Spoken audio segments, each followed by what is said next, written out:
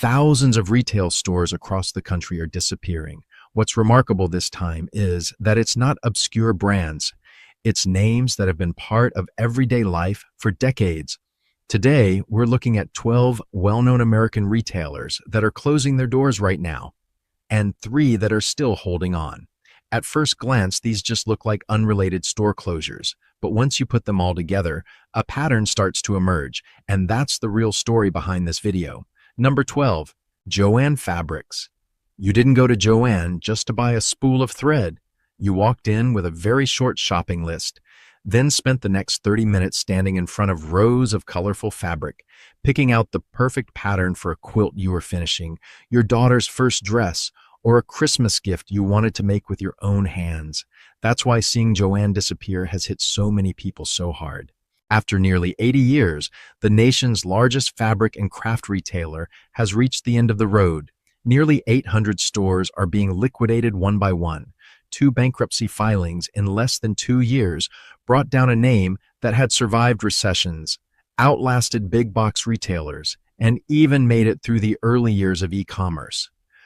What brought Joann down wasn't one bad shopping season. It started years earlier when the company took on an enormous amount of debt. Sales surged during the pandemic, but that only covered up the cracks for a while. Once life returned to normal, customer traffic dropped, but the debt never went away. And one by one, the stores began to disappear. What's most memorable is that after the closing announcement, very few people talked about bankruptcy or financial reports. They remembered the fabric cutting counter. They remembered the smell of brand new fabric. They remembered spending an afternoon there with their mom. They remembered the first quilt they ever made for a new grandchild. That's the moment you realize Joann was never just selling fabric. It was selling the feeling of creating something with your own 2 hands. And when the last store finally closes, what disappears isn't just a retailer that's been around for nearly 80 years. It's a place that quietly became part of millions of ordinary family stories. Number 11, Claire's. A lot of people don't remember where they bought their first piece of jewelry, but they remember exactly where they got their ears pierced for the first time. For millions of girls growing up across the country, that place was Claire's, not because it sold the prettiest jewelry, and not because it had the lowest prices, but because it was part of a very special day. The first day you were brave enough to sit down in that little chair by the register, squeeze your mom's hand, close your eyes for a few seconds, and walk out wearing your very first pair of earrings. Just a brief moment, but enough to make a store part of your memories. Now Claire's is once again going through another restructuring after years of struggling with debt and steadily declining customer traffic. Many stores have already closed, while others are up for sale or waiting for their next decision. But what makes Claire's so difficult to keep alive isn't just the numbers. Years ago, Claire's was almost inseparable from the shopping mall. You'd shop for clothes, catch a movie, grab some ice cream, then stop by Claire's for a few minutes. The whole outing was part of the experience. Today, that experience isn't the same anymore. Many malls are much quieter than they used to be. The accessories people once bought on impulse now show up on a phone screen in seconds with hundreds of cheaper options. Claire's didn't lose its customers overnight. It slowly lost the reason for people to walk through its front door. And that's what makes Claire's story different from Joann's. Joann lost a creative community. Claire's lost the very place where so many first-time memories were made, moments that people still remember to this day. Number 10, GameStop Midnight. A line of people stretches outside a GameStop. Some brought folding chairs. Some were wearing shirts from the game they'd been waiting months to play. The clock strikes midnight, the doors swing open, and the whole line erupts in applause as the first game copies are handed to customers. That used to be the launch day for a major video game, and GameStop was always where that moment began. Today, that scene has almost disappeared. This year, GameStop continues to close hundreds of stores across the country, extending a downsizing effort that's been going on for years. Even the stores that remain have changed quickly. The shelves of video games keep getting smaller, while trading cards, collectible figures, and memorabilia take up more and more space. It's not because people stop playing games. If anything, the gaming industry is bigger than ever. What changed is how people buy them. A new game now takes just a few minutes to download directly from PlayStation, Xbox, or Steam. There's no drive to the store, no waiting in line, and no moment of holding that brand new game case in your hands before opening it right there in the parking lot, the way so many people used to. GameStop didn't lose customers because games disappeared. It lost the reason people had to walk through its doors. That's a huge difference. Some businesses fail because they sell the wrong product. GameStop was selling the right product in a world that had completely changed how people got it. Maybe that's why seeing GameStop shrink has been so bittersweet, because when a store disappears, sometimes what disappears with it isn't the product on the shelf. It's an entire experience that a generation thought would always be there. Number 9, Macy's. A shopping mall can lose dozens of stores because one big set of doors closes, and in many cases, those doors belong to Macy's. For decades, Macy's was never just a department store. It was the anchor store, the place many shopping malls were built around.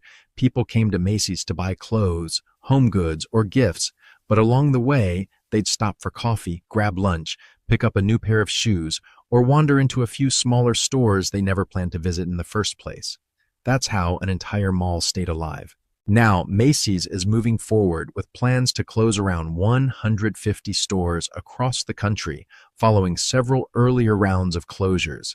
For the company, it's a strategy to focus on locations that perform better. But for many shopping malls, the story doesn't end with one store. When Macy's leaves, weekend foot traffic leaves with it. The smaller stores that relied on people walking by start seeing fewer customers. Restaurants have fewer tables filled. Coffee counters have shorter lines. Then more and more for-lease signs begin appearing down the same hallway. It's the domino effect the retail industry has been watching for years. What's interesting is that people are still buying clothes. They're still buying perfume. They're still buying home goods. It's just that fewer and fewer people spend an entire afternoon walking around the mall the way they used to. And once that habit changes, the stores that were built around it have no choice but to change with it. Number 8, Eddie Bauer. That jacket is still hanging in the closet. 10 years, 15 years. Some people have worn it through dozens of winters, and the zipper still glides smoothly. The stitching still holds, and the waterproof coating still does its job. That used to be Eddie Bauer's strongest advertisement. Customers told each other, no commercials, no social media, just a jacket good enough to be worn from one trip to the next. But by mid-2026, the company operating Eddie Bauer stores is still restructuring after filing for bankruptcy. Around 175 stores across the US and Canada are slated for closure if a new investor isn't found, while the business carries roughly $1.7 billion in debt. It's a paradox. A lot of customers still believe in Eddie Bauer's quality, but believing in the product no longer means they'll walk into the store. The outdoor market hasn't disappeared. National parks are still crowded. Weekend camping trips are still fully booked. What changed is how people choose their brands. Some are looking for the lowest price. Others are willing to spend more on brands with a stronger identity, like Patagonia or Arc'teryx. Eddie Bauer got stuck in the middle. Not cheap enough, and no longer different enough. Maybe that's the most thought-provoking part. For years, Eddie Bauer proved it knew how to make an incredibly durable jacket. But in retail, a brand doesn't survive because of the jacket people are still wearing. It survives because of the jacket they decide to buy next. Number 7, Kohl's. There was a time when many families walked into Kohl's without even knowing what they were going to buy. They came for something else. Coupons, 30% off, Kohl's Cash, bonus rewards. For years, it was one of the most successful strategies in American retail. People would walk out with a few shirts, a new set of bed sheets, or a coffee maker, always feeling like they had scored an incredible deal. But by mid-2026, Kohl's is shrinking its footprint too. The company continues to close underperforming stores as sales remain under pressure after multiple quarters of declining store traffic. What's interesting is that people still love discounts. They still love the feeling of finding a great deal. What changed is where they find it. A smartphone can now compare prices from dozens of retailers in just a few seconds. The thing that once made Kohl's stand out has become something almost every retailer can offer. That's the biggest challenge. Kohl's didn't lose its coupons. It lost the feeling that this deal only exists here. And in retail, when a promotion is no longer enough to bring people through the front door, a brand has no choice but to change with the times. Number 6, Kroger. You can change where you buy your clothes. You can go years without setting foot in a shopping mall, but there's one place almost every family visits every week, the grocery store, and that's exactly why Kroger's decision to close around 60 supermarkets across the country means something very different. This is one of the largest grocery chains in the United States, where millions of families buy their milk, eggs, bread, and groceries for the week. So what's happening? A lot of people think it's simply inflation. In reality, the story is much bigger than that.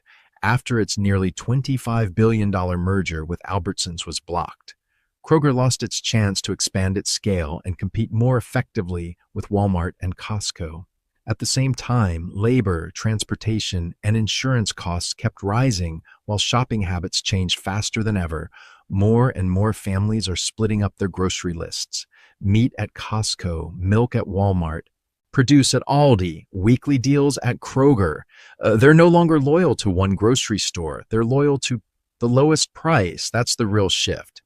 Kroger isn't running out of customers. What it's losing are full shopping carts. When every grocery trip gets divided between 3 or 4 different stores, each retailer slowly ends up with a smaller share of the sale. It's the kind of change that's almost impossible to notice in a single week. But over time, it's enough to force an entire supermarket chain to shrink. Kroger's story makes one thing very clear. Even the stores that sell life's everyday essentials are no longer guaranteed to keep their place once the way families shop begins to change. Number 5, Walgreens. The doctor has already sent in your prescription. You drive to your usual pharmacy, just like you always do. But as you pull into the parking lot, the doors are locked. All that's left on the window is a small notice directing you to another store several miles away. That's a moment more and more people are just beginning to experience. After more than 124 years in business, Walgreens is moving forward with a plan to close around 1,200 stores across the country over the next several years. This year alone, nearly 100 more locations are shutting down as the company cuts underperforming stores.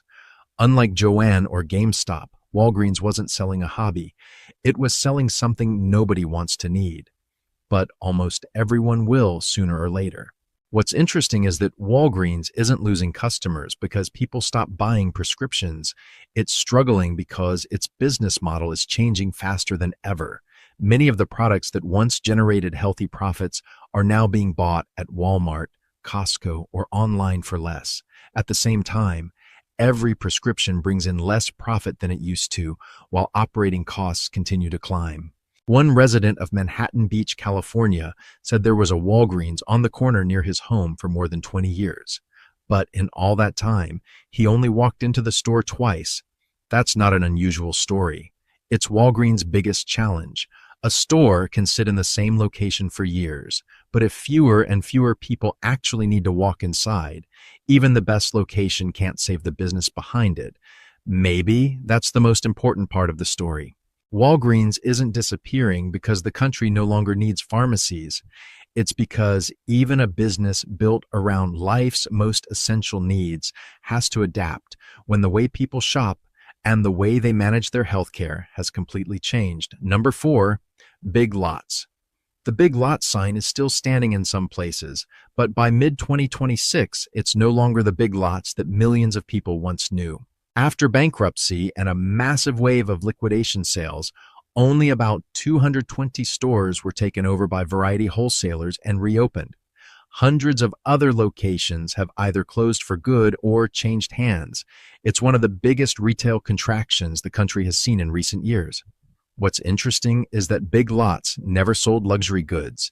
It sold sofas, Mattresses, home essentials, packaged food, the kinds of things families still need every day.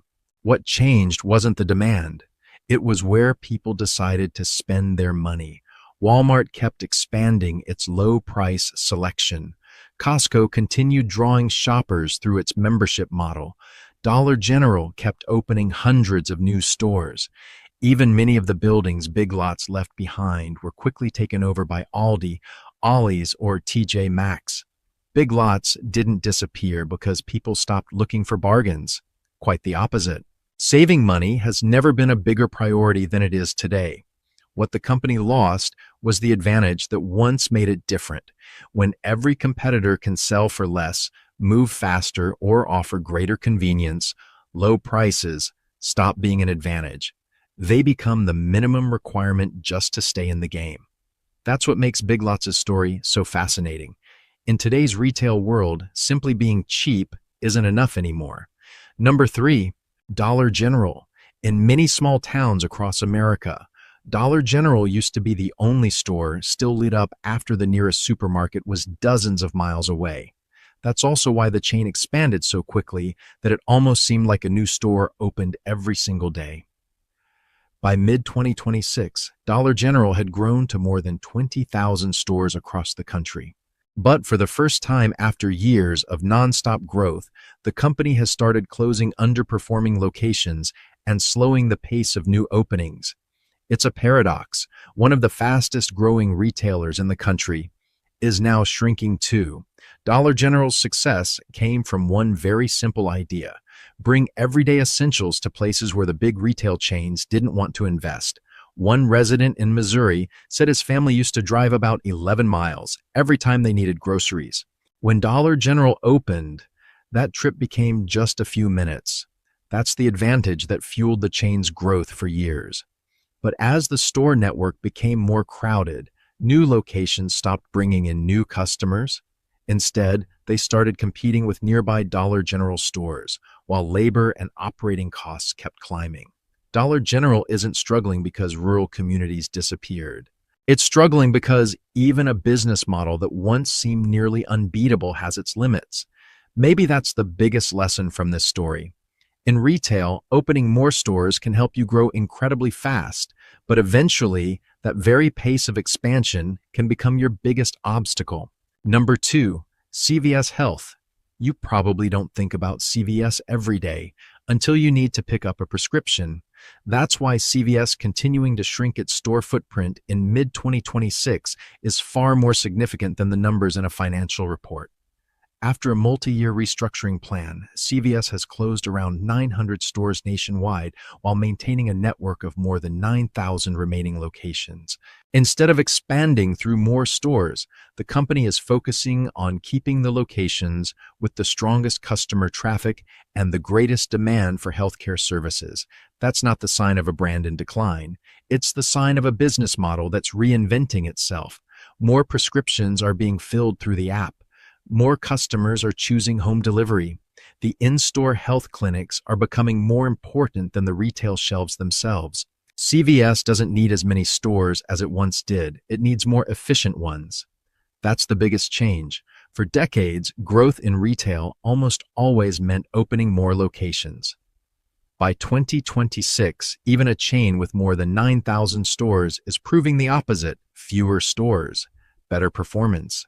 That may very well be the direction the rest of the retail industry will have to face in the years ahead. Number 1, Party City. There's only one Halloween every year, but for decades, when that season arrived, millions of families knew exactly where they were going. Party City. From birthday balloons and graduation celebrations to Halloween, this chain once almost completely dominated a market with very little serious competition. At one point, Party City operated more than 850 stores across the United States and Canada, becoming almost synonymous with celebrations themselves. But by mid-2026, most of that network is gone. After 2 bankruptcy filings, the vast majority of its traditional stores have either closed or been liquidated. Many of those locations were quickly taken over by other retailers, bringing nearly 40 years of growth for a once dominant brand to an end. What's interesting is that the demand for celebrations never disappeared. Birthdays still happen. Halloween still comes every year. Graduation parties are still being held. What changed is where people buy those things: balloons, decorations, costumes. More and more of them are being ordered online or picked up during a regular shopping trip to Walmart, Target, or Costco. Party City didn't lose customers because people stopped celebrating. It lost the reason customers needed to make a special trip to its stores, and that may be the biggest shift the retail industry has seen in recent years. It's not that the products disappeared, it's that dedicated trips to a single store are slowly disappearing too. The 12 retail chains we've just looked at didn't fail for the same reason. Some were buried under debt, some were overtaken by changing shopping habits. Others simply couldn't keep up with the times. But through all of these changes, there are still three retailers that haven't just held on. They've continued to expand and attract more customers. What they're doing differently is the most interesting part of this story. Number 3, Walmart. Throughout this video, we've watched one retailer after another shrink, but there's one name that kept showing up in almost every story: Walmart. Some people complain about the self-checkout lanes. Some get frustrated that everyday items are locked behind glass. Others miss the Walmart of 15 years ago when shopping felt simpler and a lot more enjoyable. But then the weekend comes. The parking lot is still full. Shopping carts are still lined up. And countless families are still walking through those same front doors. That's the biggest paradox in American retail.